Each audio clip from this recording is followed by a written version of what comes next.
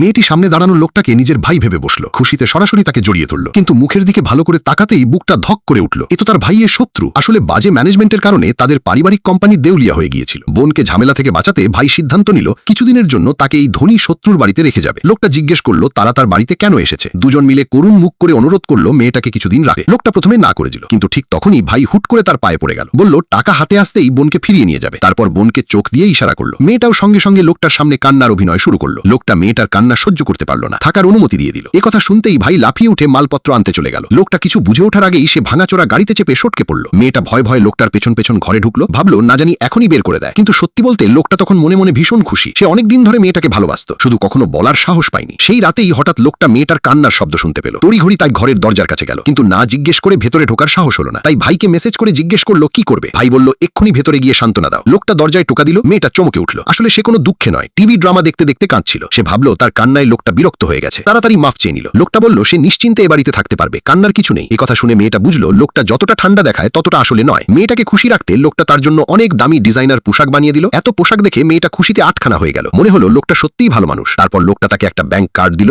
যাতে 10 লাখ টাকা ছিল। বলল এটা তার পকেট মানি, কিন্তু এই টাকায় ভাইয়ের ধার শোধ হওয়ার নয়। তাই সে বন্ধুকে বলল ভালো মাইনের একটা কাজ খুঁজে দিতে। একটা জমকালো রেস্তোরাঁয় পিয়ানো বাজানোর কাজ জুটে গেল। কিন্তু সেদিনই সেখানে এলো এক ধনী ছেলে, যাকে মেয়েটা আগে প্রত্যাখ্যান করেছিল। সে মেয়েটাকে নিয়ে ঠাট্টা করলো, বলল এখন দেউলিয়া হয়ে আর আগের মতো না করতে পারবে না। সবার সামনে তাকে ছোট করতে লাগলো। রেস্তোরাঁর মালিক মেয়েটাকে বাঁচাতে চাইছিল, কিন্তু ধনী ছেলে বলল খদ্দের সব সময় সঠিক। মালিককে বিপদে ফেলতে চায়নি মেয়েটা, তাই চলে যেতে উদ্যত হলো। কিন্তু ধনী ছেলে পথ আটকালো। রাগে মেয়েটা জিজ্ঞেস করলো আসলে সে কি চায়। সে জানতো মেয়েটার টাকার খুব দরকার, তাই বলল একটা গান বাজিয়ে দিলে 10 লাখ দেবে। এত বড় অঙ্ক শুনে মেয়েটা রাজি হয়ে গেল। আর সে আরো বেশি ঠাট্টা শুরু করলো, বলল তাকে বিয়ে করলে যত টাকা চাই দিতে পারবে। মেয়েটা জানতো সে খারাপ মানুষ, তাই আবারও প্রত্যাখ্যান করলো। এতে সে একেবারে ক্ষেপে আগুন হয়ে গেল। ঠিক তখনই সঠিক সময়ে সেই লোকটা এসে উপস্থিত হলো। বলল এই মেয়েটা তার গার্লফ্রেন্ড, কেউ তাকে বিরক্ত করলে ছেড়ে কথা বলবে না। বন্ধুরা, মেয়েটার জীবনে কি আসল ভালোবাসা শেষমেশ জিতবে? আর এমন আরো কিছু দেখতে আমাকে সাবস্ক্রাইব করে দাও।